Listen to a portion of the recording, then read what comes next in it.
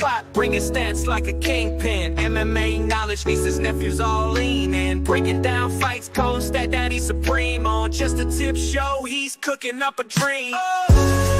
Uncle Weezy, he the man. Dropping fight facts, got it all on hand. He the stat attack grand. MMA guru, more than just a fan. Wanna know the numbers? Weezy got them cataloged. From the fighters reach down to how many times they dog. Just a tip living, breaking it down slick. Hit you with the knowledge, won't miss a single trick. Uncle Weezy, he the man. Dropping fight facts, got it all on hand. He the stat attack grand. MMA guru, more than just a fan. Balls, deep predictions, he be making those calls. Getting in the details, opponents feeling small. From jazz to takedowns, got the whole fight ID. Uncle Weezy spitting truth, no lie, keep it G. Blow the horn, blow the horn. Stat Daddy Weezy not showing no scorn. Fight Night Kingdom, he wearing the crown. Break it down for the peeps, never looking like a clown.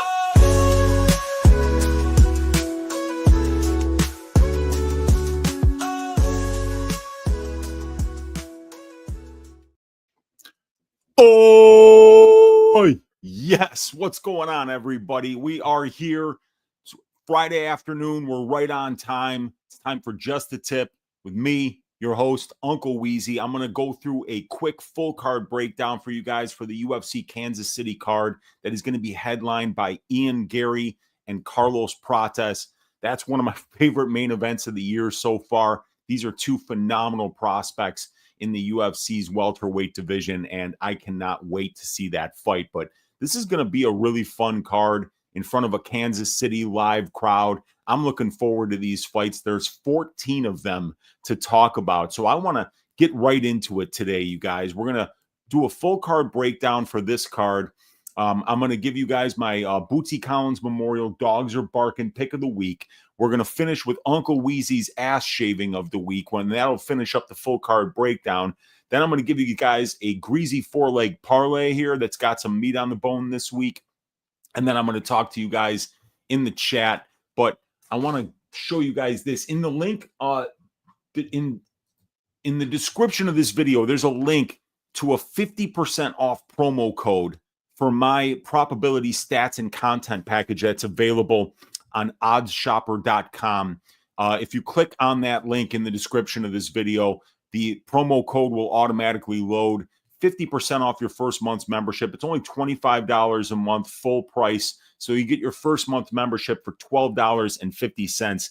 And if you want to be part of the cool kids, if you want to be part of the group that gets to see subscriber-only content much earlier in the week, that I take you through like a 2 to 2.5 hour full card breakdown called Balls Deep Breakdowns. We also do a plus EV betting prop show called Propability, where we put together some parlays and we use my proprietary betting models to find the spots that are underpriced according to what we're picking to happen and how we see the fight playing out. So if you want to get access and not wait until Friday to get a like 10% of the breakdown that you would get earlier in the week if you were subscribed to my service, try it out. 50% off for your first month. What do you have to lose? You're going to get access to all my track bets. You're going to get access to my Discord. You're going to get access to my stats packages that have the individual fighter stats, the matchup stats, the over-under betting model, the prop betting model. You're going to get access to over 4 hours of subscriber-only content that's not available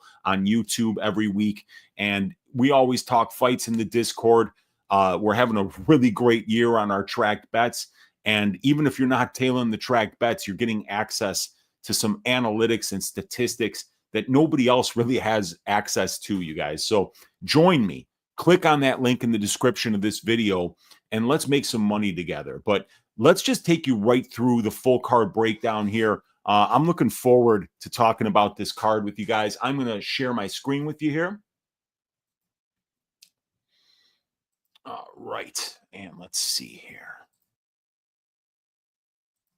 That's the one.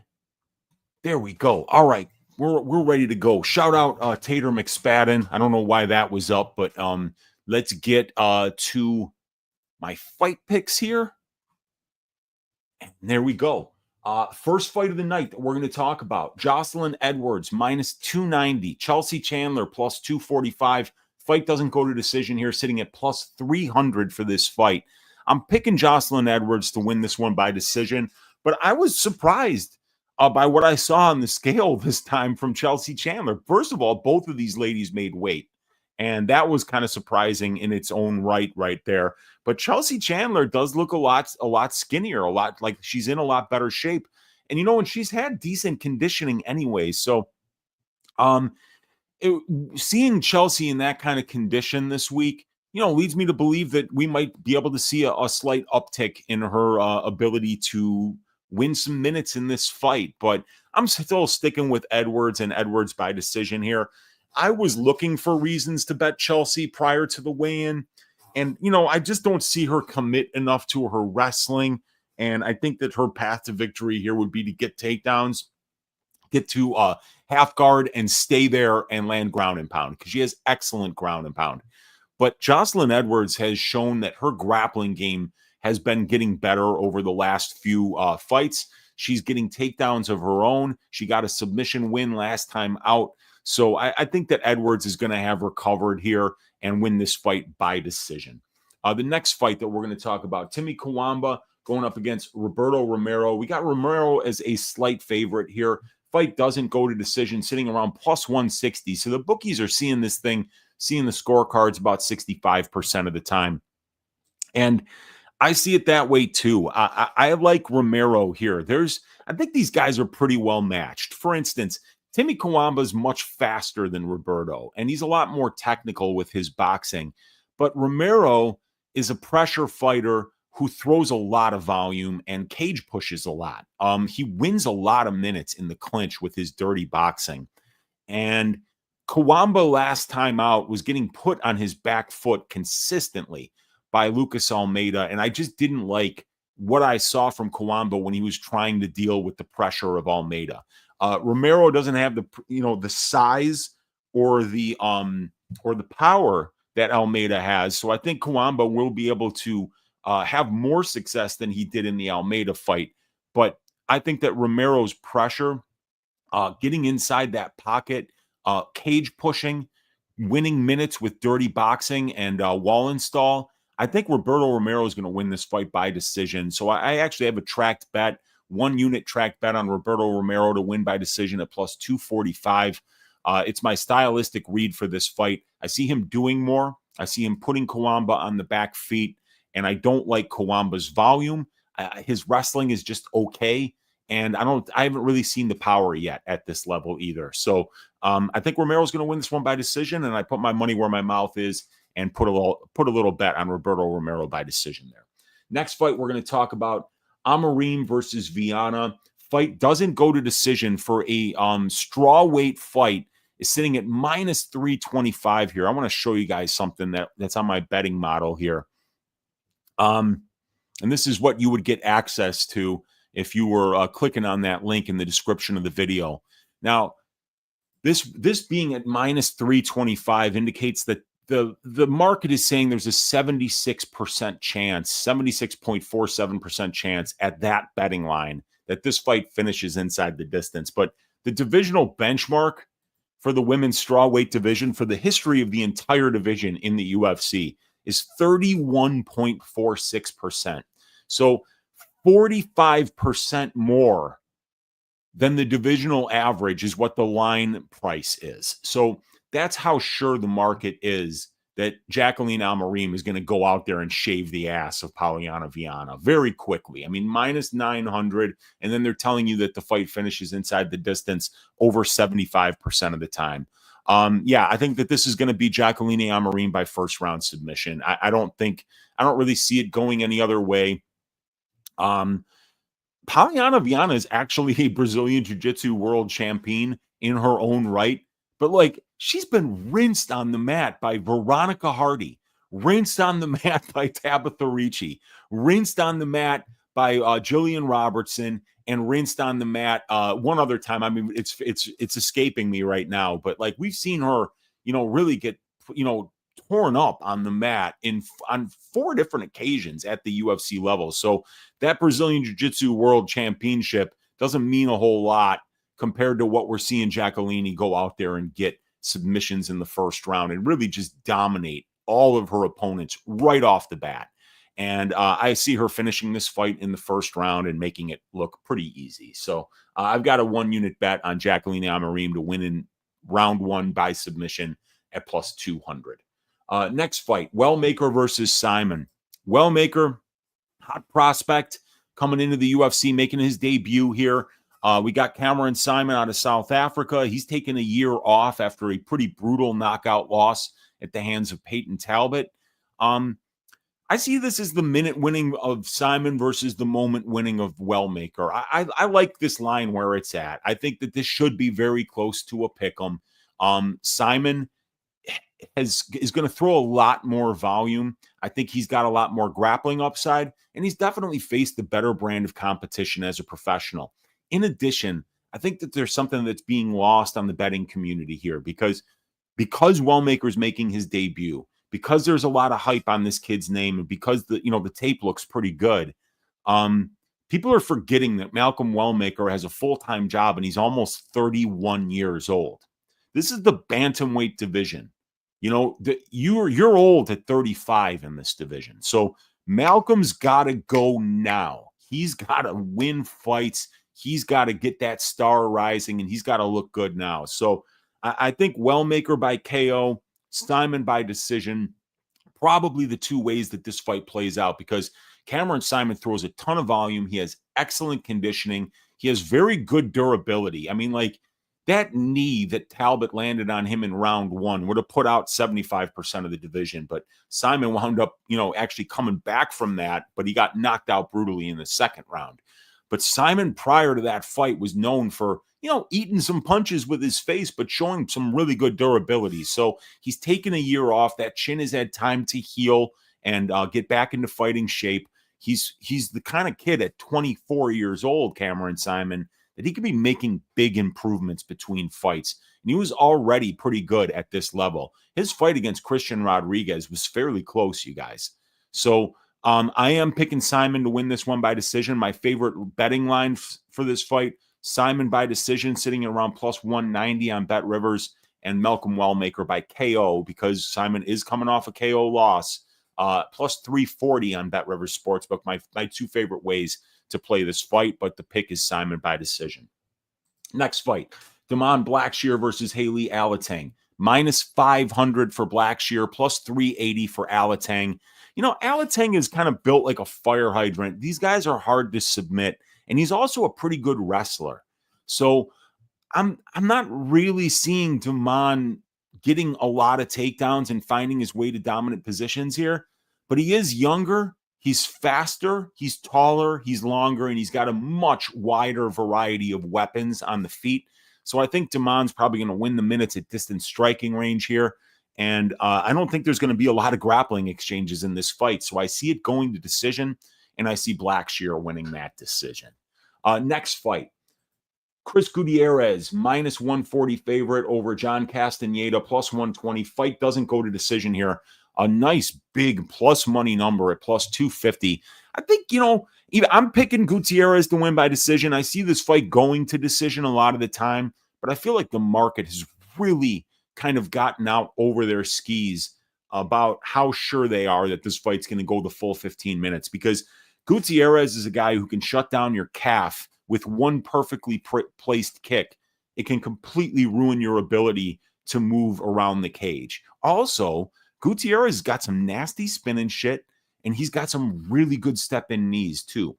John Castaneda's got a nasty straight left hand and some really nice head kicks, and he's a Brazilian Jiu-Jitsu black belt, man. If he takes you down and gets to a dominant position, he's going to be hunting for submissions, and he's done it before. So even though I think both guys' most likely path here is to win this fight by decision, there's a lot of value on these unders.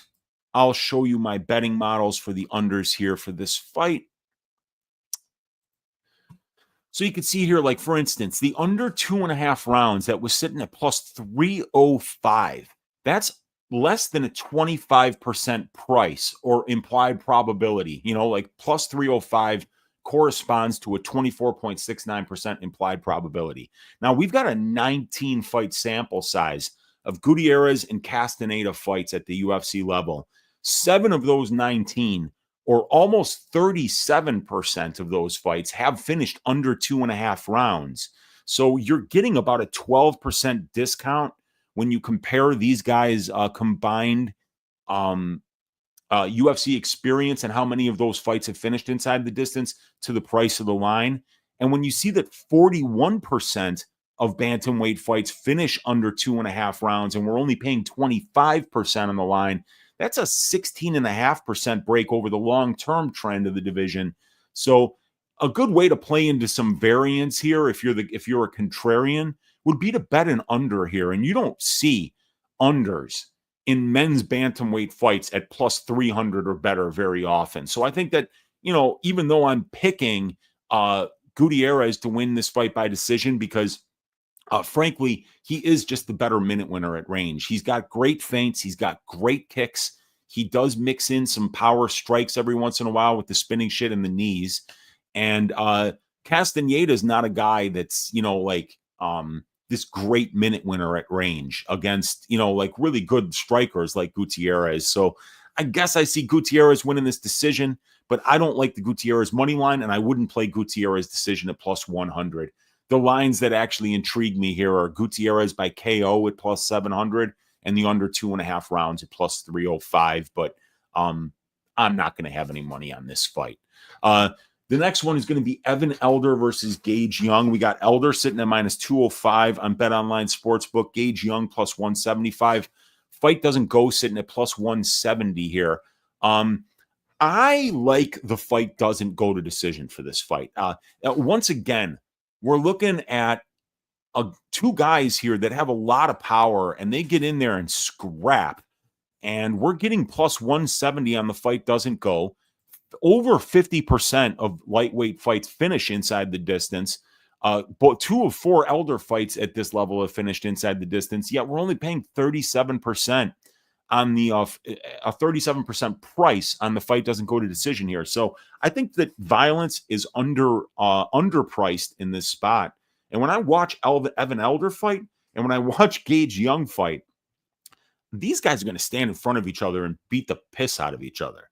I think that even if this fight does go to decision, if you were to bet that plus 170, you'd say, you know what, it was a good bet. It just didn't cash today. But that, I feel like this fight probably finishes inside the distance 50% of the time, right around the division benchmark. Because when I see Elder fight and when I see Gage Young fight, these guys are not trying to win minutes, really. Like they're out there trying to finish fights, man. They're not shying away from the fight. So I'm picking Evan Elder to win this one by 3rd round knockout because Gage Young is taking this fight on short notice. I like the UFC experience advantage that Elder has here. I like the strength of schedule advantage that Elder has here. And I also like the fact that Elder had a full camp training for this fight while Gage Young is taking it on 7 days notice.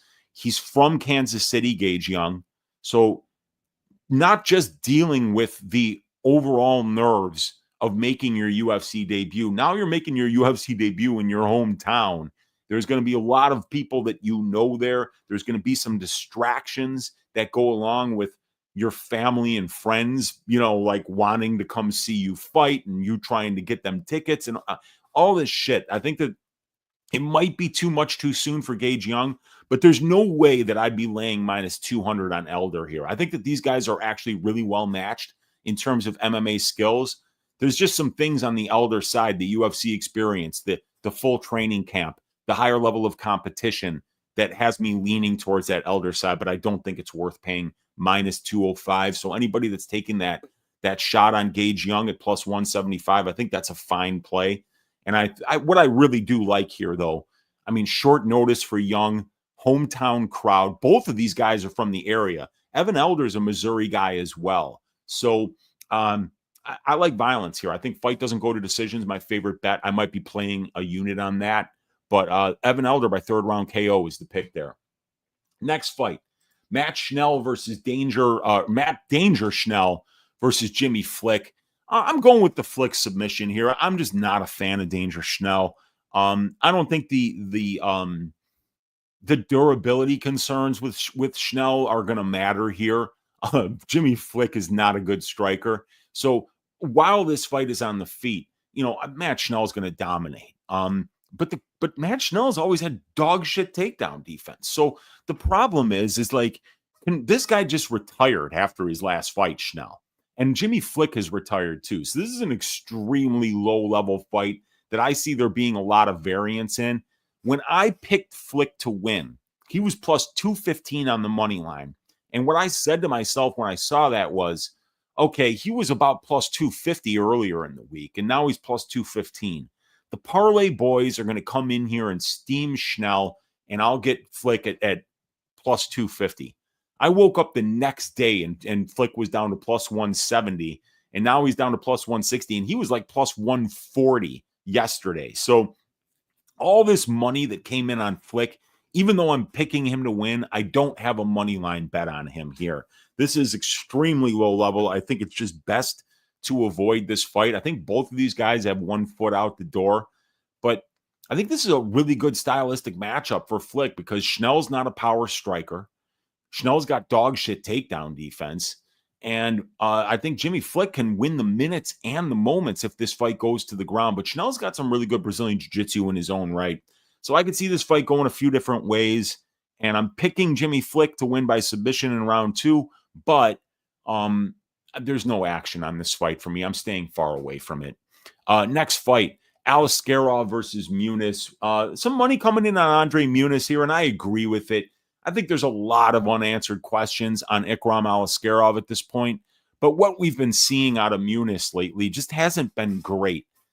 I do think the Junyong Park performance was pretty good, though. It was good to see Muniz out there actually fighting to his win condition, actually looking to wrestle and looking to use his world champion level Brazilian Jiu-Jitsu game. That's what you do. You fight to your base when you're at this level, because everybody's well-rounded, but there is one area that you're going to be more comfortable than the others. And for Muniz, it's in the grappling. But I get why this line is so wide on the Aliskerov line. I mean, like, Aliskerov is the much better offensive and defensive wrestler.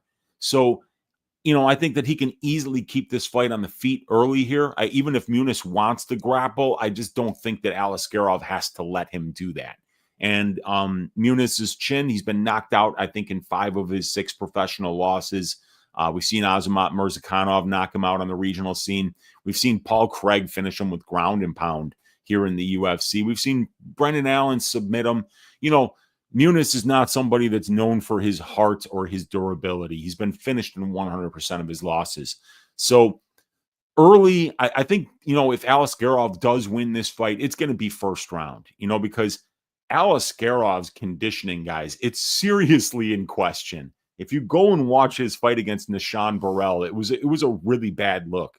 I mean, like, Andre Muniz would dog walk, not Nishan Burrell. So I don't like, if this fight gets out of round 1, I think Andre Muniz might be a really good live betting opportunity, because Aliskerov is the much better wrestler. But if he gets tired, Muniz, then he can take him down, and then he can get to a dominant position, and he can just wait for Ikram to make a mistake, and he could potentially finish this fight by submission. So I actually think Andre Muniz, when you're getting a Brazilian Jiu-Jitsu black belt world champion level grappler at plus 800 by submission, I think it's worth a little sprinkle. You could do a quarter unit to try to win too, and just hope that Muniz doesn't get bonked in the first round. Because I'm telling you, if this fight gets out of the first round, I don't think Ikram is going to look nearly as good. There's a lot of unanswered questions about this dude. Next fight is going to be Randy Brown against Nick Dalby. We got Brown a minus 270 favorite here. Dalby plus 230. Fight doesn't go to decision, sitting at plus 175. The pick is Randy Brown by decision, but I think that this is going to be a very close fight. On my fight write-ups, which are also, I didn't even mention that. That's another thing that you're going to get access to, are my fight write-ups, where I do detailed fight write-ups that are, this one is 10 pages long. You're going to get a combination of my writing and a bunch of tables and statistics that back up what I'm writing about. And one of the things that I want to highlight here are the recent fights for Nick Dalby. You see from Fakhretdinov here all the way to Silva. His last 4 fights, he was a plus 290 underdog to Rinat Fakhretdinov, and he arguably won that fight. It was a 50-50 fight. Fakhretdinov is a very tough opponent. Dalby almost came through as a plus 290 underdog. Before that, Nick Dalby made the long trip from Denmark all the way to Sao Paulo to go out there and shave the fucking ass of Gabriel Bonfim as a plus 455 underdog. He took Gabriel and broke him in half in front of a Brazilian crowd at the age of 39 years old. Before that, he went out there and he beat Muslim Salikov by unanimous decision as a plus 160 underdog. Before that, he went out there and beat Warley Alves by split decision as a plus 110 underdog. In his last 4 fights, Nicholas Dalby has been priced as an underdog, and he's won 3 of those 4 fights, cashing as a plus 110, a plus 160, and a plus 455, and coming this close to cashing against a very tough opponent in Rinat Fakhretdinov as a plus 290 underdog in Saudi Arabia. So people keep underestimating Nick Dalby, and people who back Nick Dalby keep profiting from the market's ignorance about how good Nick Dalby is fighting right now. I don't even think that Brian Battle is that much better of a fighter than Nick Dalby right now. He's a little bit bigger. He's younger than Nick. But outside of that, I think that those guys would have a very close fight. So I don't understand how Randy Brown goes from being a plus 170 underdog versus Brian Battle to being a minus 270 favorite over a comparable fighter, in my opinion, in Nick Dalby. So even though I do think that this fight is going to play out very close, I think Randy Brown by decision is the most likely outcome here. But Nicholas Dalby, the money line has my attention at plus 230. The decision prop has my attention at plus 350. And the plus 3.5 points handicap has my attention at minus 135. They are all plays that I really like the Dalby side this week. I think that backing Nick Dalby as an underdog, the way that he's fighting right now, is an auto bet. And I'm encouraging you guys to back Nick Dalby this week. Next fight, Michel Pereira versus Abus Magomedov. We got Michel sitting around minus 140, Abus around plus 120 here. I've got Pereira KO round 1. I bet Pereira to win in round 1. Michel Pereira is electric in round 1. He almost finished Fluffy Hernandez in round 1. He did finish Ihor Peterier in round 1. He did finish Andre Petrosky in round 1. And he did finish Michal Oleksiejczuk in round 1. He's just really difficult to deal with. I don't think Abus is going to be able to take Michel Pereira down early in this fight. And if he's not able to do that, I think Abus is entirely too hittable. And because he's entirely too hittable, because out of 6 losses for Magomedov in his career, he's been finished in round 1 twice.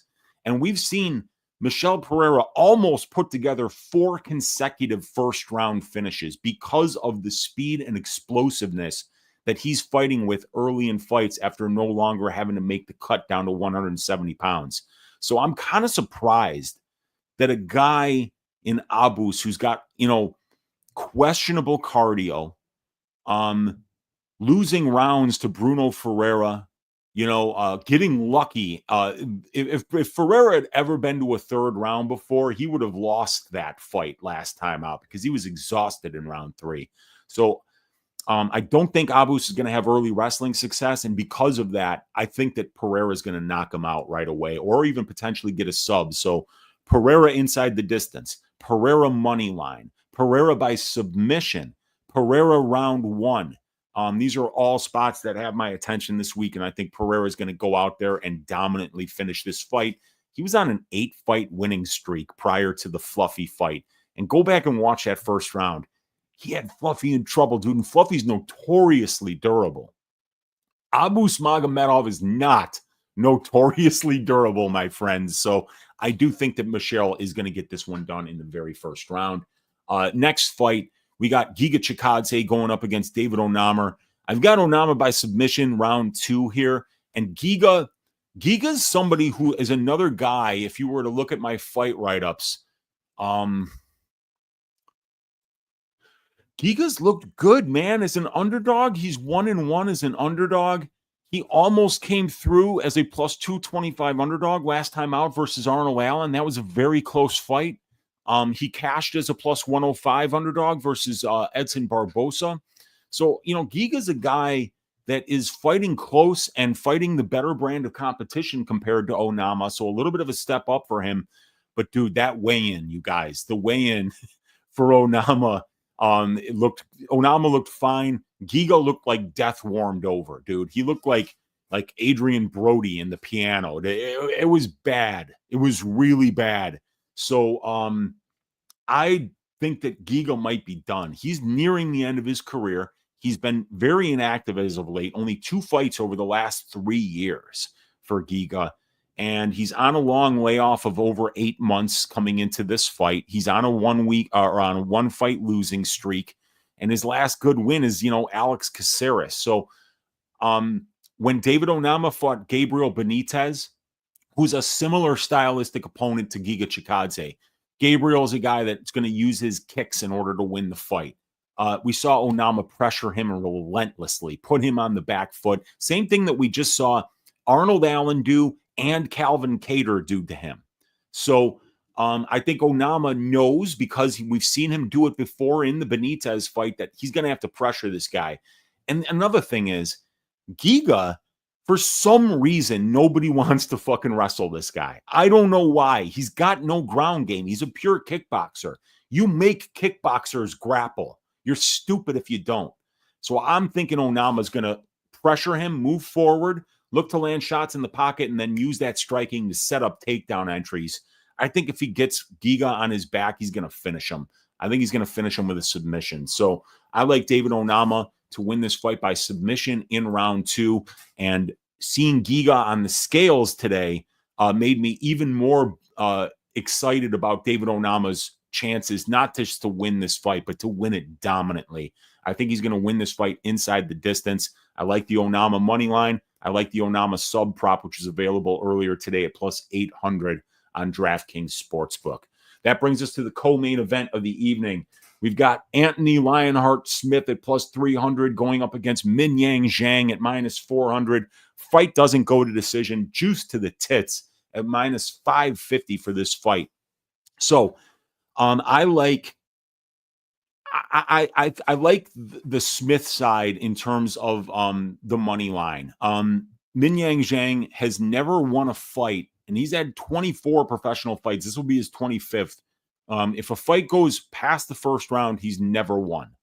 So you look at Minyang Zhang's last 3 fights against Tuco Talcos, Brenson Hibero, and Ozzy Diaz. Now he's stepping up to a guy who fought John Jones for the championship a few years ago. Anthony Smith might be on his way out, but he actually wins fights in a way that you would think as an underdog he would be live against somebody who has only shown thus far in his MMA career the ability to win fights in round 1. So if Anthony Smith can Homer Simpson this dude, get him into deep water, I think that Anthony Smith by submission is live this week. I think that he could potentially just give this kid a vet lesson and drag him into deep waters and find a way to finish him late, or find a way to win 2 out of these three rounds on the judges' scorecards.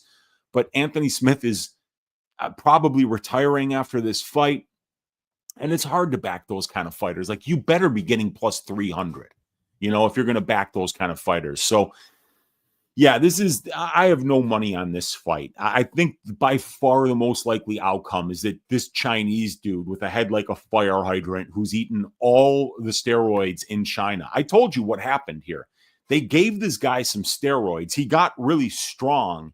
And because there was nothing but smaller Chinese people around them, Minyang Zhang overpowered all the doctors that were trying to responsibly feed him steroids. He overpowered them. He just took all the steroids home to his place, and he's been eating them nonstop ever since. And this guy's like on an 11-fight win streak. So I think the most likely path here is that, he makes Anthony Smith retire even earlier than he planned to by knocking him out in the first round. But shit, man, if this fight gets past round 1, all bets are off. And Anthony Smith is exactly the kind of opponent that could like find a way to get Zhang out of there in the second or the third round, especially if he makes this dude grapple. So, yeah, I mean, the pick is Zhang KO1, but I wouldn't be betting it. I would not be betting the Minyang Zhang side this week.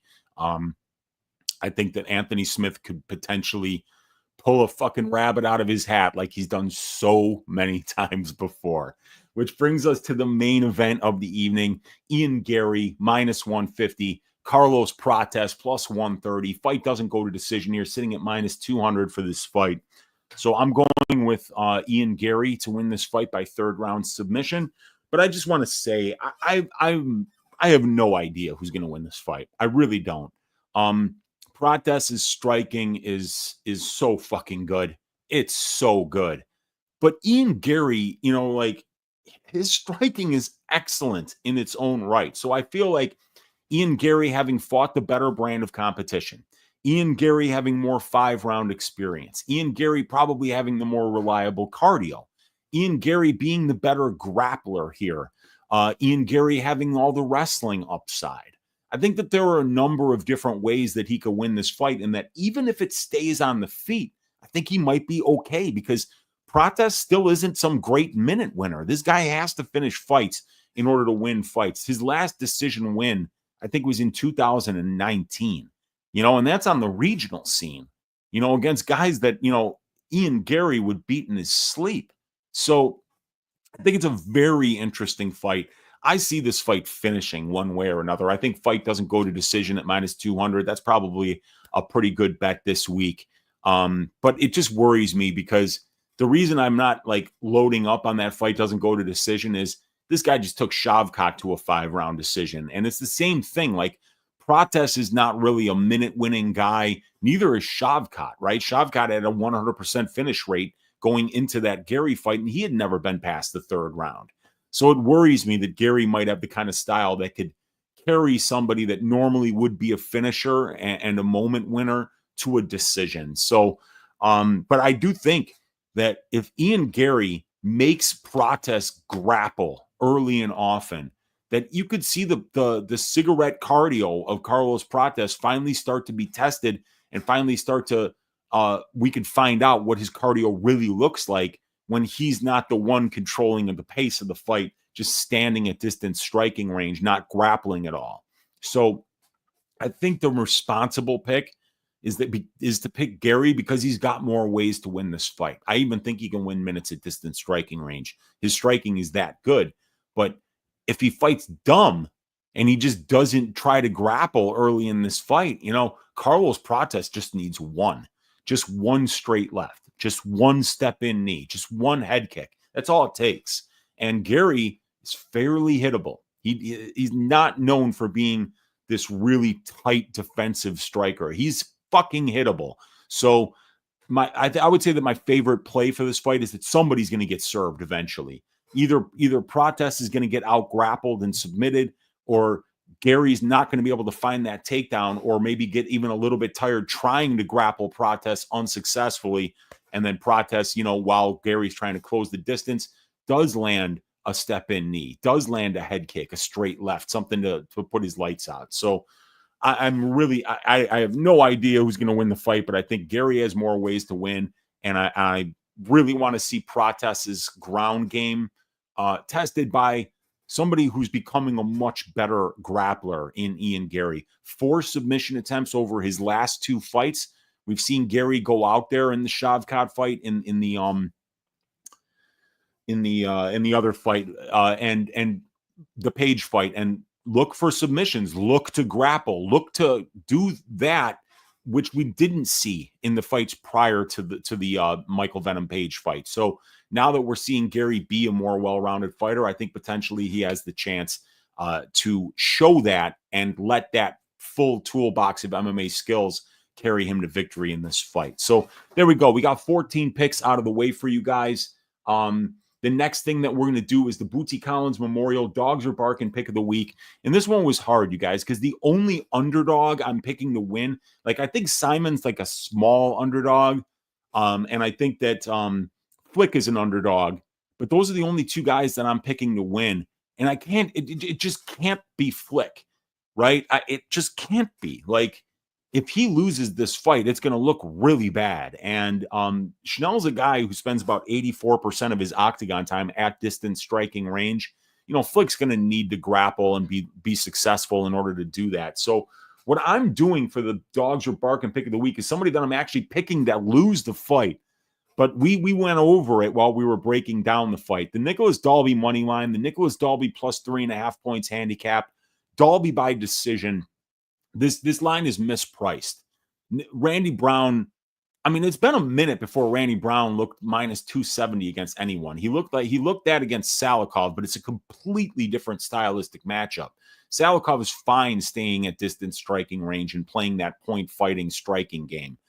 Dalby stays in your face. He's got a big motor on him. He's going to pressure you. He's going to throw a ton of volume, and he's very durable. He can eat what you're bringing back at him and just make you fight him. And that's not how Randy Brown wins. Randy Brown's not some fucking scrapper with that dog in him that just outdogs people. As a matter of fact, you know, he's kind of a guy that needs to have that pretty fight, that distance. He needs to have that space. And even then, he doesn't stay quite busy enough or doesn't show enough offensive grappling in order to really put on a masterclass. So I think the dog that's got the most teeth this week is Nick Dalby. I love the way that he fights. I think this is a good stylistic matchup for him. I think he's going to make Randy Brown fight instead of Randy Brown point fight. I think if Randy Brown gets the point fight, he looks great. Brian Battle was like, fuck point fighting. I'm going to fucking put you against the cage, hold you there and beat you up. And I'll bet you anything you can't get out of there. And what did Randy Brown's neuro ass do? He fucking sat there with his back against the cage. And even though he won the distance striking exchanges because he showed no urgency trying to get his back off the cage, when Battle put him in that close quarters and tried to fight him in the phone booth, Randy Brown didn't have anything for him. So your Uncle Weezy's Bootsy Collins Memorial Dogs Are Barking Pick of the Week this week is going to be the Nicholas Dalby money line at plus 230, which brings us to the final order of business for the full card breakdown, and it's Uncle Weezy's ass shaving of the week. Who's going to win? Who's going to win violently? And who's going to do it quick? Fight like they got a plane to catch, shave ass, and get the fuck out of there. And this week, it's going to be Michelle Pereira to shave the ass of Abus Magomedov. Pereira just lost last time out, career worst performance against Anthony Fluffy Hernandez. But, I mean, Fluffy would do the exact same thing to Magomedov, only he would get him out of there much earlier.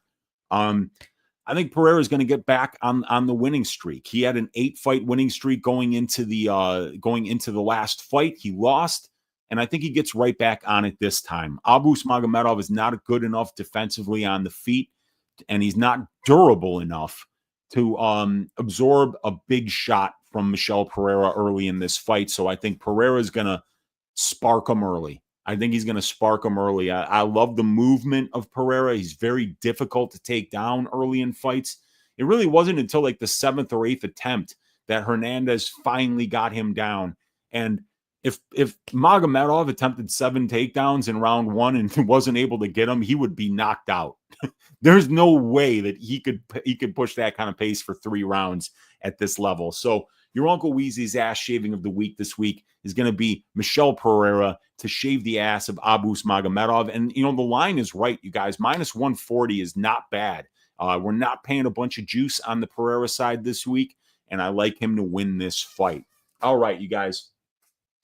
Now we got to get you a greasy 4-leg parlay that's got some meat on the bone here, and we're going to find 4 legs that are going to give us a nice 700-ish line this week that we can maybe, add a little bit to the bankroll here with a big plus money upside bet. So first leg that we're going to look at here is going to be the under 1.5 rounds in the Amorim Viana fight. You know that I'm picking Jacqueline Amorim to win by first-round submission. And even if she doesn't get that first-round submission, I think when she gets a takedown 10 seconds into round 2, that's when Viana is going to realize my show check cashes, whether I go the full 15 minutes or whether I just do a nice little tap right here and let her get the rear naked choke. So I'm looking for this fight to finish early, and I like that under 1.5 rounds for Amorim Viana. Leg number 2 is going to be the Nick Dalby plus 3.5 points handicap, which is only minus 135 on DraftKings Sportsbook. Nicholas Dalby is your Bootsy Collins Memorial Dogs Are Barking pick of the week. The pressure, the volume, the clinch work of Nicholas Dalby, I think, is going to allow him to be able to win a lot of the minutes of this fight. Nicholas Dalby has never been finished as a professional. And Randy Brown, while he does flash some power every once in a while, he's just never a guy that it's ever really translated up here. Randy Brown should probably be a top 5 welterweight, but he's always just kind of like a little bit below that level. And Nicholas Dalby over his last 4 fights has looked really good. He's fighting career best right now, you guys. So I think Dalby's going to keep this fight very, very close. I don't think Randy Brown is going to like his pressure. I don't think Randy Brown is going to like his clinch work. And I think we're even going to see Dalby get the occasional takedown and land some shots on the way when Randy Brown's getting back up here. So I think that Dalby plus 3.5 at minus 135. I see this fight going to decision most of the time, and I see Nicholas Dalby keeping it very close. So that is a minus 135 for the plus 3.5 points handicap, brings us to plus 219 for this 2-leg parlay. Leg number 3 is going to be Uncle Weezy's ass shaving of the week, the Michelle Pereira money line at only minus 142 on DraftKings Sportsbook. That brings us up to plus 443. I already told you I like Pereira. I like him to win this one early. Don't see a lot of striking success from Magomedov. And if I could count on Magomedov to out cardio Pereira, then I would think that he'd be a little more live at this number. But I think that Pereira is going to get him out of there early and make this look fairly easy. So leg number 3 is going to be that Pereira money line. And then leg number 4, the money is coming in. We got to get in there now. It was minus 180 when I set up the stream. It was minus 192 when I typed in all the banners, and now it's minus 197 here, or minus 198. So David Onama's money line. I already was picking him to win. I think pressure of Onama. I think the grappling upside of Onama, and I think Onama's got big fucking power in his hands too. Combined with the fact that Giga has only fought twice in the last 3 years, that he's nearing the end of his career, and that he looked like he was dying on the scale today, man. I think Onama's going to fucking dick saw this dude and run right through him. David Onama, money line, minus 198, brings us up to plus 718. It was plus 727 when we got Onama at minus 192 earlier. But there we go, you guys. Plus 727 on DraftKings Sportsbook. We're looking to cash this thing and bring in 7.27 units on a 1-unit bet, or 3.6 units on a half-unit bet, whatever it is. This is the 4-leg parlay this week. We did our job. What's going on with you guys in the chat? And I want to know how many of you guys in the chat are going to be clicking that link for the 50% off promo code for a 1-month membership to my Odd Shopper Probability Stats and Content Package. Click on that link in the description of this video. It's going to bring you to this page that shows Uncle Weezy. It's going to have a little bit of a biography there for me. It's $25 for 1 month, but the code Weezy50 will be applied at checkout if it's still available, and it is still available, you guys. So you can get 1 month of my probability stats and content package. Get access to all my fight write-ups for every fight on the card. Get access to the probability show where we do the plus EV bets on every fight of the card using my betting models along with my stylistic reads for the fight. You can get access to my stats packages that have the over-under betting model, the prop betting model, the matchup stats, the individual fighter stats, that have access to all the DraftKings, FanDuel, Prize Picks, and Underdog if you are a DFS player or a prop player. And you get access to my Discord. You get access to all my tracked bets. And you get access to me, Uncle Weezy. So fucking click that link. I want to see some promo codes getting redeemed today, you guys. Do it for your Uncle Weezy. Give your Uncle Weezy money now. The link to do it. You don't even have to give me $25, which is what you should be giving me. But you can give me $12.50, and you're going to get access to all this phenomenal information, all my track bets, the Discord, the fight write-ups, the models, the 4 hours of subscriber-only content with balls deep breakdowns and probability. It's the best deal out there. Give your Uncle Weezy money now. All right, you guys. Let's see what's going on with these guys in the chat. What's happening here? I got 132 comments to go through here. We got Olajuwon in the room saying, oh, yes. We got Dixon saying, am I attracted to this new Ozempic version of Chelsea White Chocolate Chandler? If I had money on her at plus 450 by decision and she cashed, I would absolutely be attracted to her. I'm attracted to winners, and I'm attracted to fighters that cash their Uncle Weezy bets. What's up, Dixon? It's good to see you hanging out here. Bell 2525. We got the high owl in the room saying, "Oi, yes." It's been a long 2 weeks. Yes, it has. And by the way, we broke our losing streak last week, you guys. That MMA tips profile down 1.65 units last week on a total of 18.5 units in bets. So a 9% negative return on investment, down 1.65 units. We broke our 26 unit win streak. So we're looking to get back on track this week, but it has been a long couple of weeks. We got my guy Sam, one of the members of the Odd Shopper crew, saying, "Oi, what's up, Weezy in chat? Let's shave these bookies bald." And we got Olajuwon saying, "Is that Colton G?" And we got Adam saying, "Hello, gentlemen. Who else got screwed by Silva Sub?" I think a lot of people were looking for that KO, man. And by the way, I love you, Weezy. Good to see you hanging out in here, Adam. We got Abdi Ibrahim saying, "Weezy really invests time into analytics and breaks it down to the iota. I'm here to compose my winning parlay for this card. Weezy, give us something solid for this one, bud." And anyone want to share their locks with the platform?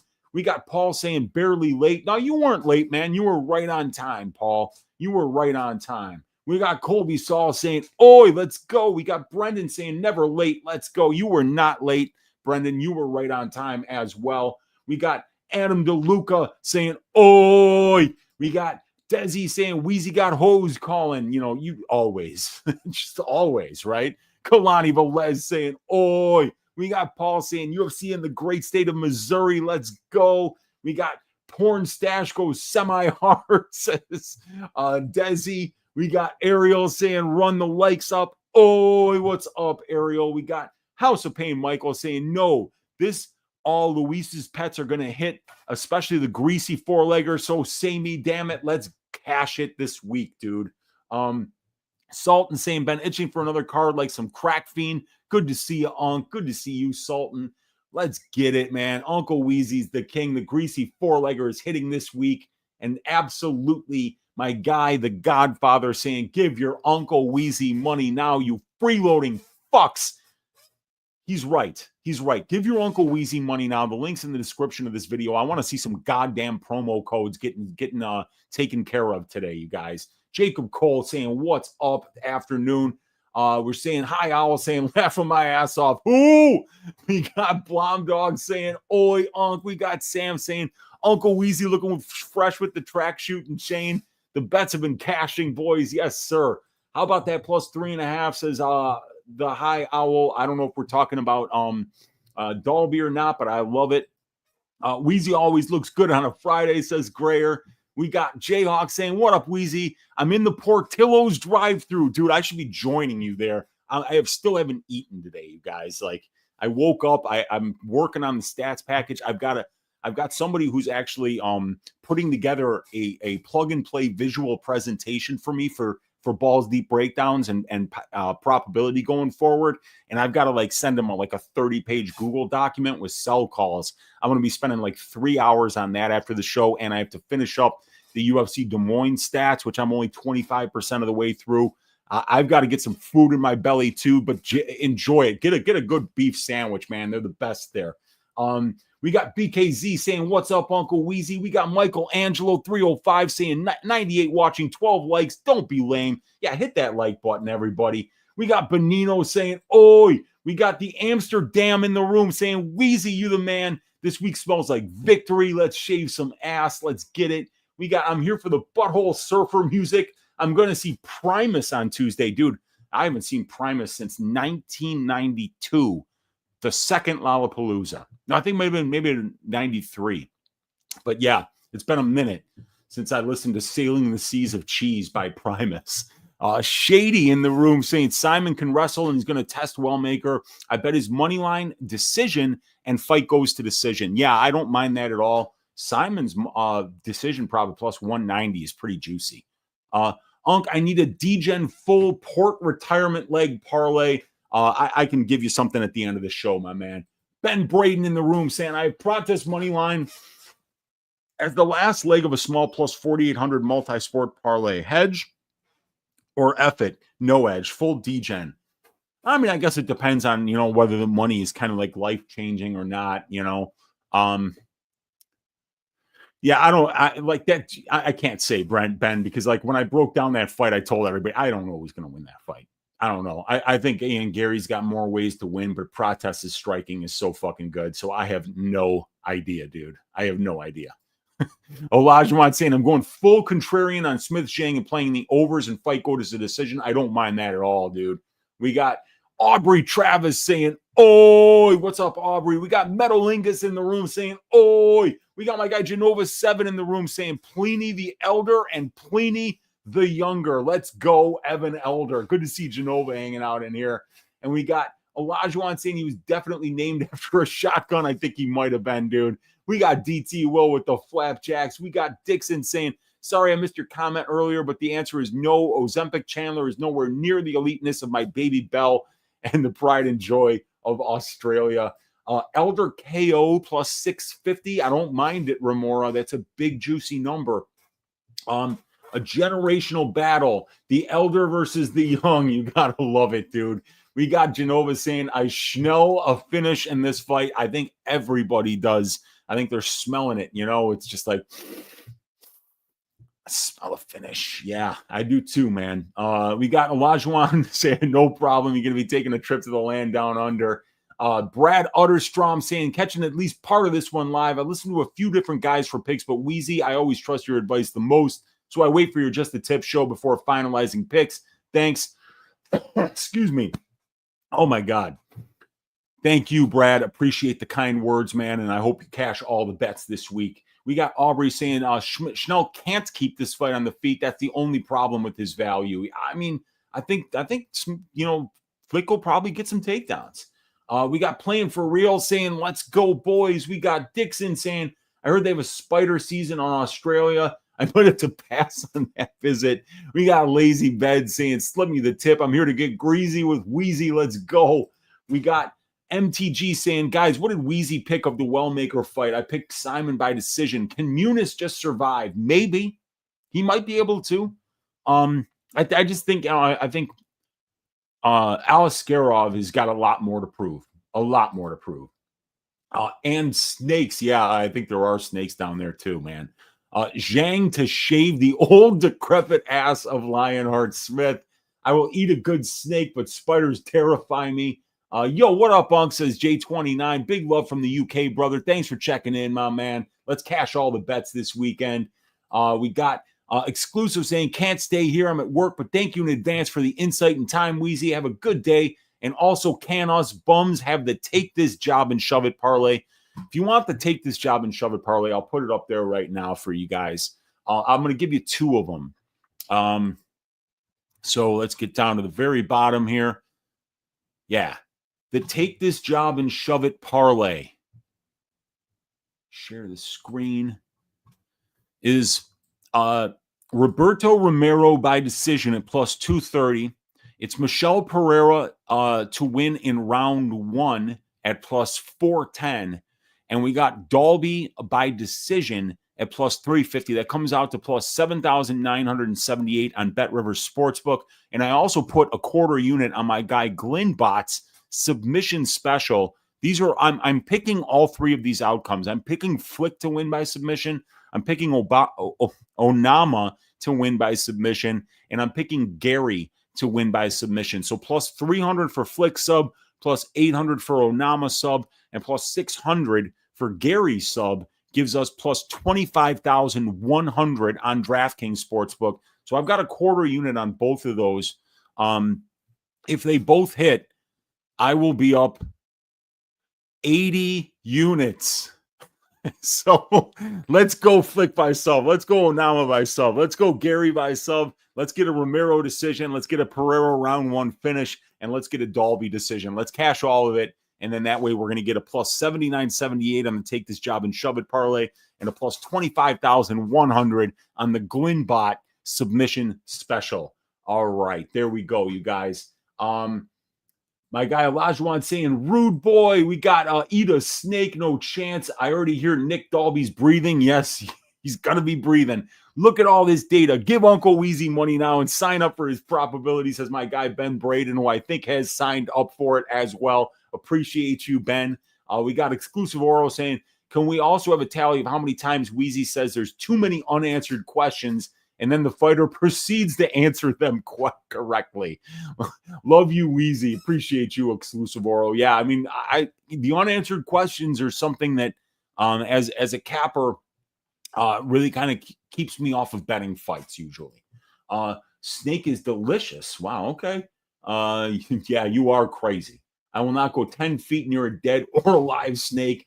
They didn't tell me it was snake until after I ate it. It was good, though. I would have been pissed if someone did that to me. How do you not have pig and think, yeah, snake is the better alternative? Oh, my God. Possum. Wow. Chicharron is like a it's like that dried out, super dry, like pork skin, I think. All I need to know after that possum comment. We got Lazy Bed saying what's up to everybody. Basically fried. Yo. Let's see here. I wonder if Randy could do Dalby like he did Salikov. He'd be the first person to knock out Dalby if that was the case. But Randy, if he does land clean, he's got that crazy length. He's got big ass hands, and he can flash some power. He doesn't really have great power though. Like for instance, when a guy like Randy Brown has as many fights as he does, it's here in the stats. He's landed 5 knockdowns. That's pretty good, but that's 19 fights. He's landed 5 knockdowns in 19 fights. You can see that number right here. 0.6% of the distance strikes or of the significant strikes that he lands results in a knockdown. It's average for the division. So, you just don't go out there and like send it on a Randy Brown KO when he's only won 3 fights by knockout at the UFC level. And 2 of them were like 8 years ago against like Brian Camozzi and some other nobody that happened like I think it was like a 3rd round win where he got a knee. But Brown's got good conditioning though. So I don't see much of a chance for a Dalby finish here. So that's why I think this one's going to go to decision. I think it's going to be a very close fight. We got Pereira's not finishing this man in round 1. He's going through serious mental shit right now. I don't listen to any fucking what do you call it? The narrative shit. It has nothing to do with it. The narrative is that this dude starched the last 4 dudes in the first round, and only Fluffy was able to survive. I better get told if I'm eating something exotic. I went to Florida and they made sure I knew I was ordering gator or turtle hush puppies when ordering. No, I'm not aware of it.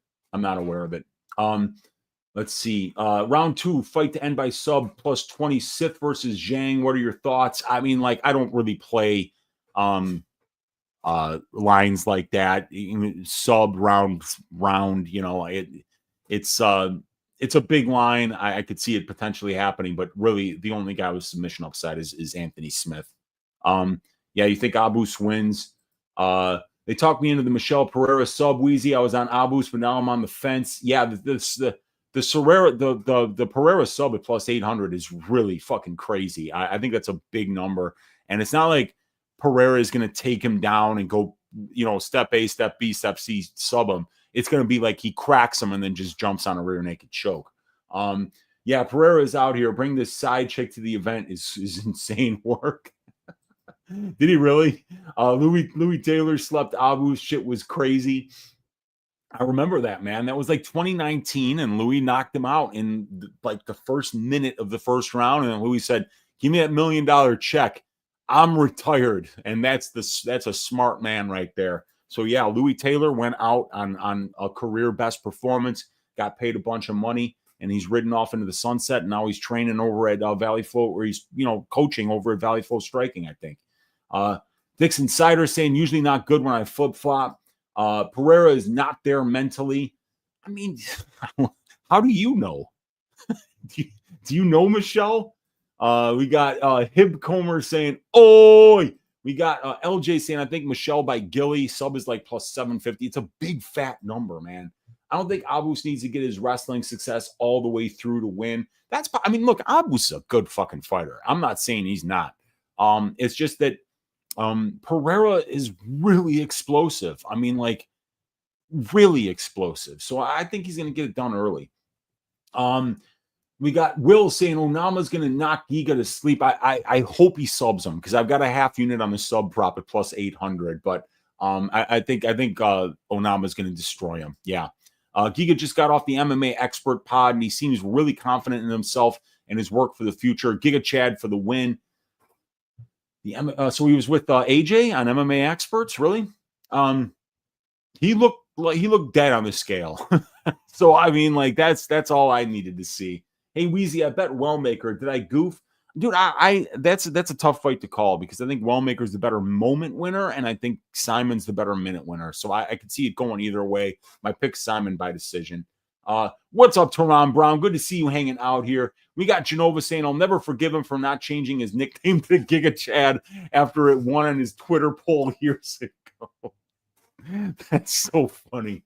I can't believe that fraud Askar Mazarov knocked Zhang out. Yeah, he did. But, I think Zhang might have been like 2019, 2021 during that fight. And Askar Mazarov, dude, he's got power. He just doesn't have anything else. But that dude throws he throws with real hate in his heart. So, yeah, he did wind up knocking out Zhang. Is Giga training at Marab's gym? Maybe his grappling improves versus Onama. Giga's 37 years old or 36 years old, and he's a kickboxer. His grappling isn't going to improve at this point in his career. Elijah saying, "I'm hoping Smith can survive round one and make it greasy." I think that's a possibility. I'm picking Zhang KO1, but it could happen. How old do you think? What would you say is Jeff Goldblum's most memorable character? Are you old enough to remember him being the Fly? My mom only knows Jeff as the Fly. Yeah, I remember Jeff Goldblum as the Fly. He was on one of those Law and Orders, the Criminal Intent, I think. Goldblum. Yeah, it was probably the Fly. And then if you're a fan of the Law and Order shows, I think that's another one. MMA Shorts, Anthony Smith sub one last ride. It's plus 1050, not bad. Last time Zhang went to round two was when he was 19 in 2018, and he lost that fight. Mad Mardigan saying most memorable would be Independence Day. I forgot about Independence Day. That movie kind of sucked. What's going on with Michelle? Says the high, asking the high owl. Anthony Smith round 2-3 live. Potentially. Yeah, I think it's potentially live. He's never been to a decision, Zhang. So you kind of figure it's Zhang early or Smith late. The We Want Picks guy, Jacob, exposed the fact that Michelle brought his side hoe to an Apex event. Yeah, evidently there's something going on with his wife and But when you look like Michelle Pereira, do you honestly think that these dudes are fucking, faithful to their wives as they're traveling all over the world training? Dude, Michelle Pereira lived in Japan. He trained in fucking Europe. This guy went all over the fucking world. He's banged so many hoes in so many different area codes that I don't understand why Michelle Pereira fucking a bunch of bitches is going to all of a sudden, like, this is the year that Michelle Pereira started fucking a bunch of hoes. It was just 2025. Because in 2020, he wasn't fucking anybody. Because in 2023, he didn't have 14 different side hoes. I mean, this guy fucks, ladies and gentlemen. He fucks. Okay? It's nothing new. Colby Saul saying I've been on Garry all week, but for some reason I'm starting to lean Prates. Either way, it should be fun. You know how I feel now, because I think I've changed my pick 14 different times on that fight. And his wife found that shit out. Yep. Posted publicly about that shit. And Michelle, she left him. Mm-hmm. Kyle Stock says, do we think Chandler Edwards over 2.5 is a good parlay piece? Not really, dude. Not really. I mean, like, it's juiced to the tits, I think. Let me look. Over under betting, minus 450. Look, it according to my model, it is. According to my model, it's actually the best bet on it. You see that line there? Minus 450 is an 81.82% implied probability. But 12 of these 13 fights that these ladies have had at the UFC level have went over 2.5 rounds. So 92%. So, yeah, I mean, like, you could parlay it if you feel like keeping your butt cheeks clenched at minus 450 for 12.5 minutes. My model likes it, and it says it's the best bet on that over-under slate. Hi, all. So you're putting money on Michelle this week. You might as well hit the roulette. Okay.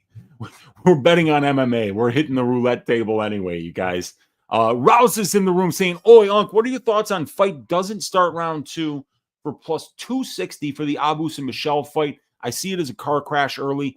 I bet 1 unit, Rouse, on Michelle Pereira to win in round 1 at plus 410. I think Pereira's a very durable dude, so I don't think Abus is going to be knocking him out. So I would rather play Michelle Pereira round 1 at plus 410. Or will he take his frustrations out on Abus and KO him cold? Exactly. That's not how it works. And then my guy Theo saying, why not? We got Theo Sadis Castellanis. Ticanis, Theo. We got Michelle Angelo actually saying Bohayo said Prates is better than Garry on the ground. Yeah, I don't know. I don't take teammates' words for it, but you know what? Prates has looked pretty good on the ground. Like I said, I'm picking Garry, you guys, but I really have no idea who's winning the fight. I really don't. So, I could see that it could potentially be. Yeah, and yeah, of course he would say that, but who knows? Who knows? I mean, Prates, he got a really nice sweep in the Mitch Ramirez fight on Dana White's Contender Series. No way, bro. Ohio said that.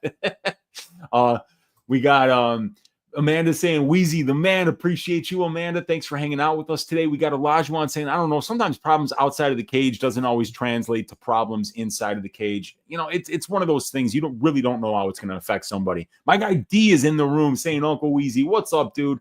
We got my guy Avery in the room, snagged alive. Let's go, Avery. Good to see you hanging out in here. That is the sponsor of our show, Stat Diggers, at MMA_very. Go give the man a follow. This dude's giving out free money on fucking Twitter every goddamn week that there's a card. So no reason not to follow at MMA_very on Twitter. My guy Avery keeping Stat Diggers alive single-handedly. We got MMA Shorts likes the Dalby round 3. Dalby is a good round 3 bet because of the way that he fights and he turns up as the fight goes on. But I've never seen Randy Brown show bad conditioning. So I do think if Dalby wins, it's going to be a decision. But like Dalby round 3 is probably a fat number. Let's take a look and see where that's at on Bet Rivers. It might be worth a tiny little play. It's not something I'm going to play because I do think it's going to be a decision. But Dalby round 3 plus 1,800. That's not bad at all. I'll be DGen betting Carlos Prates in Dubai. Life is beautiful. You're in Dubai right now, dude? What the fuck, man? We got there, you guys. We got Raymond Lucas saying, love me that ass shaving. Let's go in. And High Owl hates it. He hates it. He thinks Abus is winning, man. I hope I'm right, though. I hope I'm right and the ass shaving of the week shaves ass. But it's MMA, you guys. You know, we can't be 100% sure about anything. We got Raymond Lucas saying Pereira sub 2-3 plus 1,600. I hope it doesn't hit Ray because I need him to win in round one, buddy. We got Fight Talk Only. My guy is in the room saying, my T.O. Weezy, give me an oi. How about oi to my guy, Fight Talk Only? Good to see you hanging out in here, brother. Appreciate you.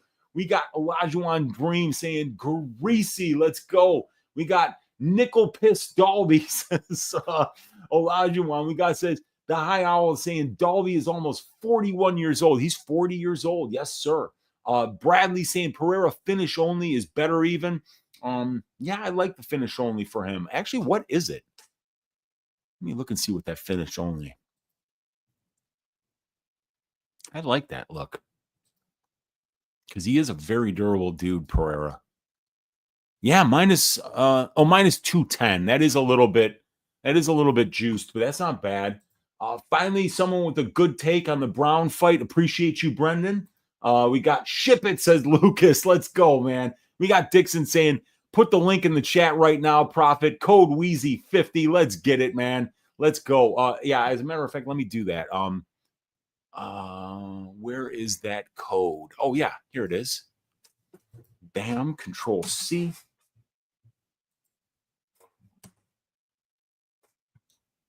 There it is in the chat. We got Dixon saying, I just spent $1,700 for all new brakes on my car, so I need that 50% discount. Dude, are you driving a German car, brother? Because I remember when I had a Mercedes back in the day, man. Dude, I got my first bill for a brake job and an oil change. And dude, this was in, I bought the Mercedes back in 2000, the year 2000.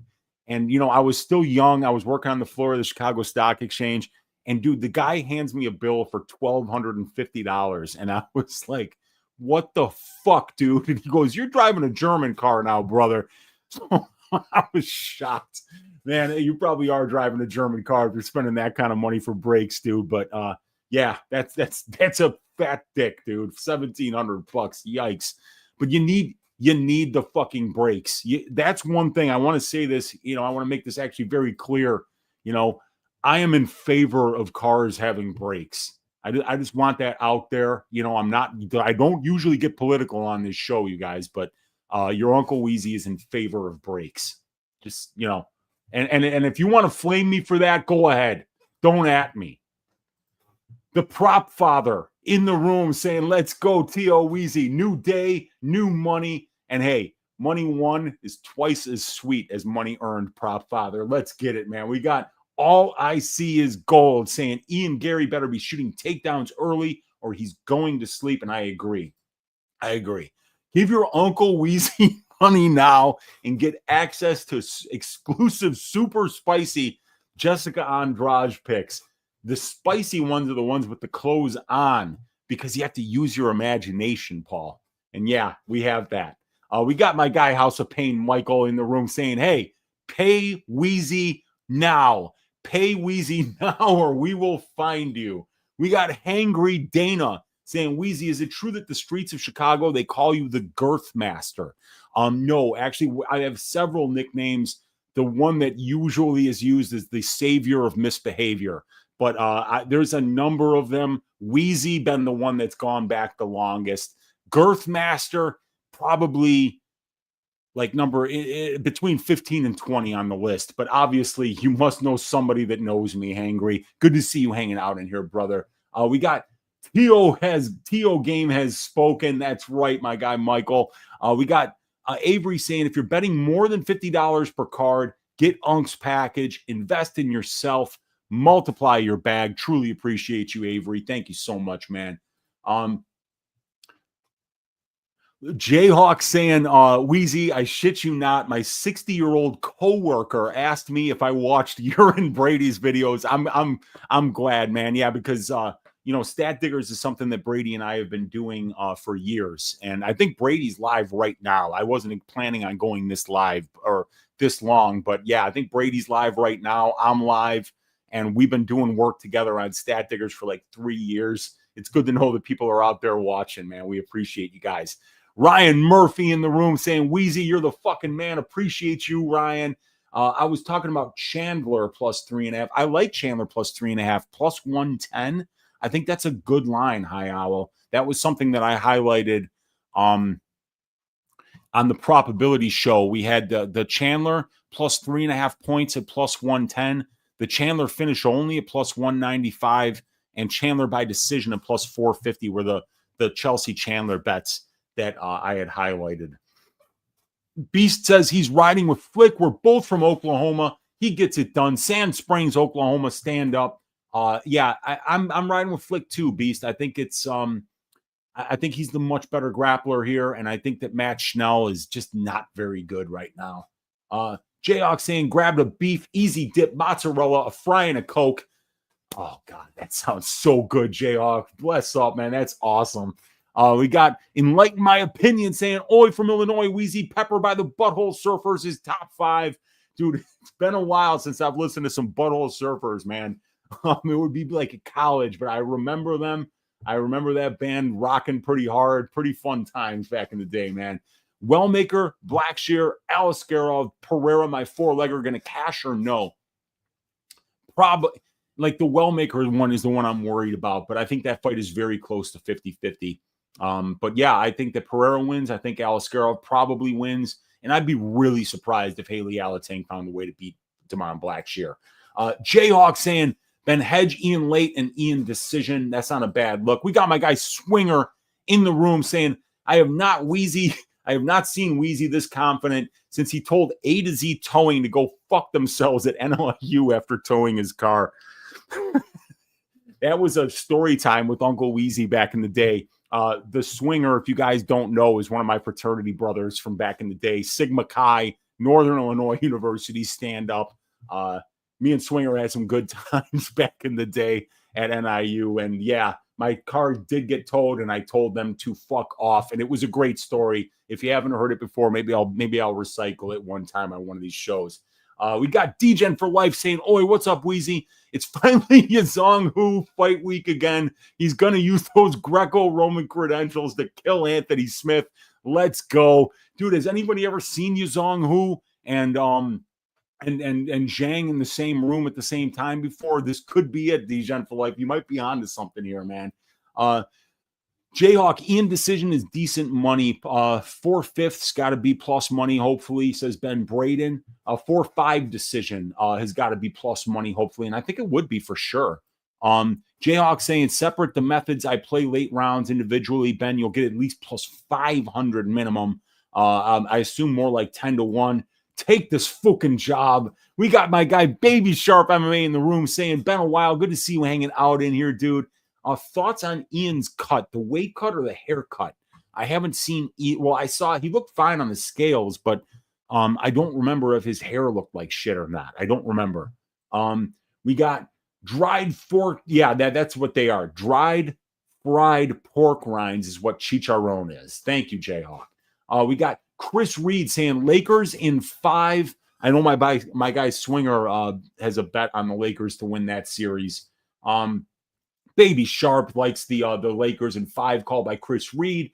We got Colby Saul saying, took my car to Avondale Auto Repair the other week. Was wondering if I was close to Uncle Weezy. Yeah, you were walking distance from your Uncle Weezy. But which Avondale Auto Repair? There's a couple of them, I think. Were you on Belmont? Were you on California? I'm right off of California and Wellington in the Avondale neighborhood. We got my guy Grateful Dude in the room saying, oh, yes, what's up, dude? We got Baby Sharp saying Smith Zhang fight starts round 2 is plus money. I could see it, dude. I'm picking Zhang round 1 KO, but I could see this one going over, and the further it goes, the greasier it gets for Zhang. Nacho Buddy Chief saying, any suggestions for a cycle parlay? One by each. Decision, sub, knockout. Okay. Roberto Romero by decision. By submission, I'm going to give you Jimmy Flick by submission. And by KO, I'm going to give you Michelle Pereira by KO. Oh, he went with the Onama sub, and I think the Onama sub is going to bring you to a much bigger number. I did a 3-leg, the Glenbot submission special, which was Garry, Onama, and Flick. But yeah, those are some good ones there. Toasty Los in the room saying the Jurassic Park character was Jeff Goldblum's best. Remdog saying Jeff Goldblum, Independence Day, or Earth Girls are easy. God, Earth Girls are easy. That's been a minute. Was that Gina Davis that was in that one? Man. Thoughts on the Ian Garry cut? I don't know what you're talking about, whether it's the haircut or not. Prates hasn't seen round 3 since 2019, and Zhang hasn't seen round 2 since 2018. That's wild, man. What is Earth Girls? I got to watch that. That was an old one, dude. We got Olajuwon Dream saying 2025, the year of Michelle fucking Hose. Yeah, I think he finally got laid, you guys. I think he finally got laid. And then his wife was like, what the fuck? You're fucking other women? He's got to be the first Brazilian dude that's good looking to ever cheat on his wife. The first. Dick's Insider saying the more hoes, the better bedroom cardio. Hey, man, you remember when Colby was balls deep in Pollyanna Viana and then he went out there and shaved the ass of Jorge Masvidal?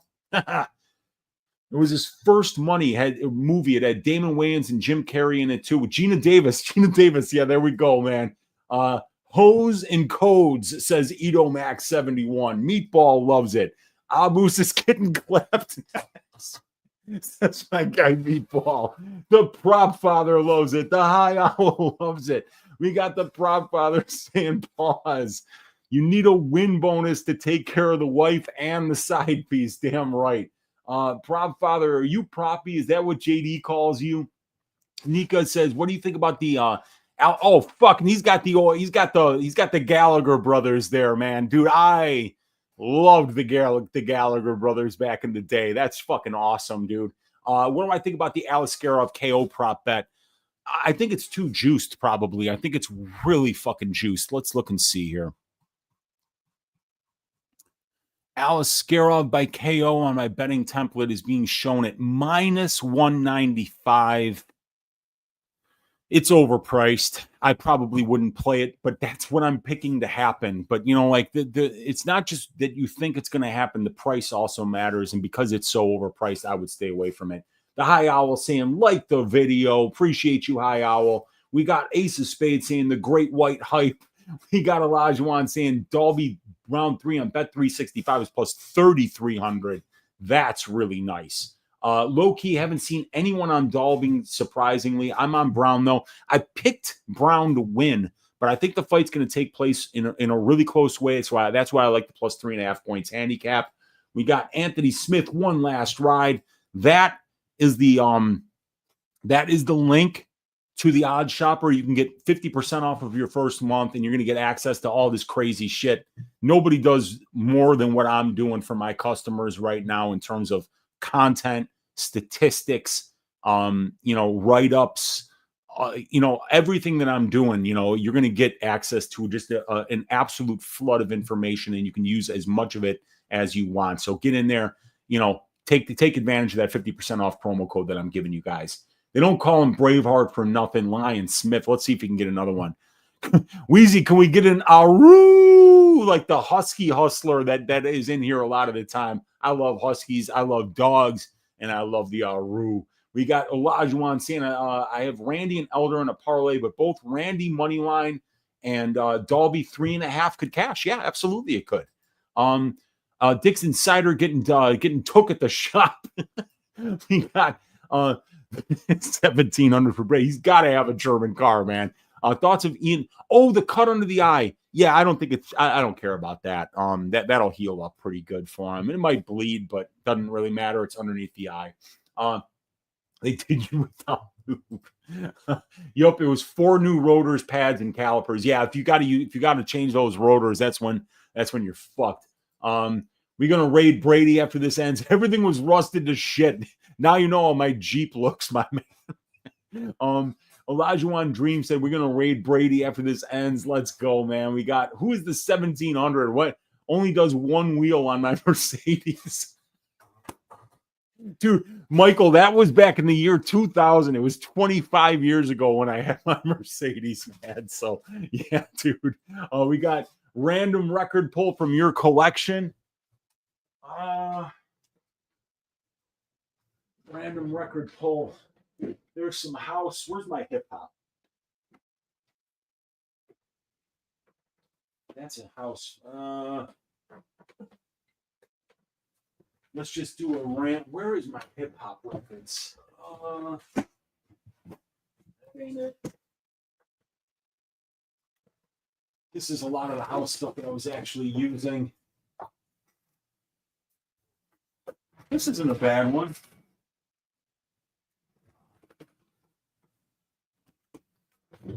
Lifetime by Maxwell. This is a good house mix of this record. It was the Ben Watt Lazy Dog mix, 9 minutes and 12 seconds of Maxwell's Lifetime. I liked that record back in the day. It's been a long time since I played that one, but I've got a ton of house music here. But all my like soul and my rock music, that's all out there in another room where I have my other turntables. So yeah, man, there's a ton of shit here, Genova. There is a ton of shit, including your newest album is out there by my other turntable, man. We got Olajuwon Dream saying he means the cut on his face. Yeah, I thought he was talking about a haircut or a weight cut. Appreciate it. Good luck, says my guy Nacho Buddy Chief. We got Uncle Weezy. I can't get Nick Dalby plus 3.5 points. We turn it into a 3-legger, buddy. Just go with the 3-legger because that line is phenomenal in my opinion. And I know not a lot of people have access to it. If you don't have access to the Dalby plus 3.5, maybe go fight goes to decision or an over in the Blackshear fight, or just make it a 3-leg parlay. Jeff Goldblum, the great white hype. Ass shavings aplenty on this card, Uncle. Convince me otherwise. I think there's going to be a lot of finishes, man. I'm picking a lot of finishes. That photo of Weezy on his wedding day is fire. It's not my wedding day. It's not my. I never got married, dude. You know, like a young Bruce Lee. I got a signed Maxwell. Do you really? That's fucking awesome, man. We got. I just realized that Scarface. Yeah, that's. Yeah, we got.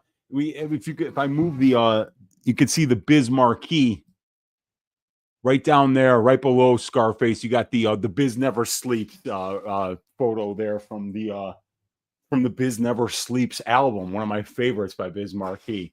I just realized that's Scarface. Is that Carmelo Anthony?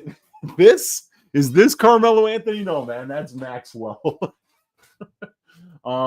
We got Colby Saul saying Weezy invested Chicago house music. Yeah, I did not invent it. But I am a fan of it. And we got Olajuwon saying boots and cats and boots and cats and boots and cats. That's a house beat. So for those of you who don't know, boots and cats, if you say it over and over again, it just is exactly a house beat. We got respect, says Genova 7. We got Caveman Yogi saying Romero have the worst beard in MMA history. I would need to look at it, but I'm not exactly sure, man. We got Olajuwon saying left my ass off. Married to the game, says my guy Genova 7. Do you have any classic metal vinyl? So no, I don't. But my older brother, has got classic metal vinyl, old like imports of Iron Maiden, Judas Priest, King Diamond, Black Sabbath. He was really into the metal back in the day, so he's got a bunch of shit like Celtic Frost and then like some of the old punk like DRI and the Suicidal Tendencies. My brother's got all of the metal vinyl from back in the day, and I've got a bunch of house. I've got a little bit of everything actually, but yeah, man, I don't have any of the classic metal though. Rest in peace, Biz Marquee. Yeah, man. But the Biz never sleeps. He finally got to sleep, Genova. The poor guy. He never slept. So it was good to see Biz finally, after having such a prolific career when he did pass, finally get to rest a little bit. Where is KY Quackerton? I am not sure. He's not here with us today, my man. Are you kidding me, Meng? Say hello to my little Frank. We got a replay going, gang, now at the beginning. 07, good luck this weekend. Appreciate you, baby Sharp. And not once did he ever sleep, so it was well earned. You guys, I truly appreciate you hanging out. Hit that thumbs up on the way out. Hit the subscribe if you haven't already. Leave me a comment down below. And please take a look at that link in the description of the video. 50% off of 1 month. It's only going to cost you $12.50. You can't even get a bag of chips for that these days. So support your Uncle Weezy. We got Michael saying if the 3.5 is not available, go full DGen. Pick the money line. I know Michael's going to go full DGen. But yeah, you guys, thank you for supporting. Thank you for hanging out. And let's stack cash tickets like flapjacks for UFC Kansas City. Let's have some fun watching these fights. Let's cash all the bets. I'll see you on Sunday night for Stat Diggers with my guy DFS by the Numbers on his YouTube channel. And once again, take a look at that link in the description of the video. Join up with the Odds Shopper crew. Let's make some money together betting on these fights and watching them. So have a great weekend, everybody. We will see you guys next week. And let's stack cash tickets like flapjacks for UFC Kansas City. Have a great rest of your day, everybody. Take care.